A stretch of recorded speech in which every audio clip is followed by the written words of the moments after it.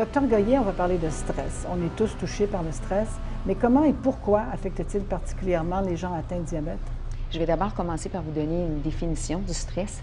Le stress, c'est une perception de menace au bien-être physique et psychologique d'abord. C'est aussi une perception de ne pas être capable de composer avec la situation. Alors, à partir du moment où on a la perception qu'on ne sera pas capable de composer ou qu'il y a une menace à notre bien-être, notre cerveau lance des signaux et on libère toutes sortes d'hormones de stress qui vont avoir pour effet d'augmenter le taux de sucre dans le sang.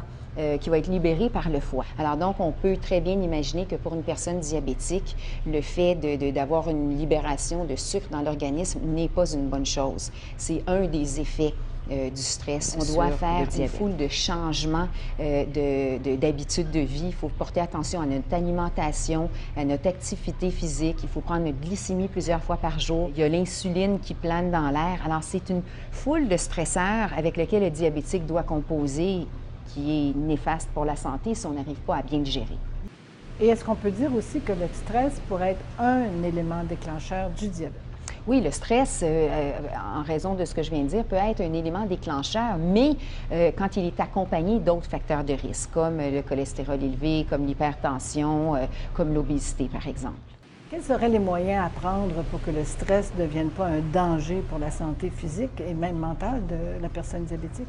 En fait, il y a différents outils. Je ne pourrais pas parler de tous les outils à ce moment-ci, mais je commencerai par dire que quand on est atteint du diabète, des fois, on voudrait tout changer en même temps. Moi, j'ai développé une initiative qui s'appelle les 3 petits pas, qui dit aux gens fondamentalement que quand vous vous levez le matin, de faire un petit pas en alimentation, un petit pas en activité physique et un petit pas en bien-être psychologique, c'est-à-dire un petit pas pour se relaxer l'esprit et avoir du plaisir.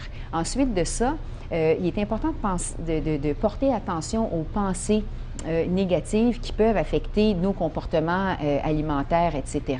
Quand on se dit « Ah, je ne serai jamais capable de contrôler ma glycémie, je ne serai jamais capable d'arriver à bout de tout ça, c'est beaucoup trop compliqué », ce genre de pensée-là, évidemment, va avoir un impact non seulement sur notre bien-être intérieur, mais va aussi avoir un impact sur les comportements qu'on va adopter dans le restant de notre journée. Puis ça a peut-être l'air anodin, mais en fait, c'est fort important, puis ça peut avoir un gros effet sur notre glycémie et sur l'évolution et la progression de notre diabète à long terme.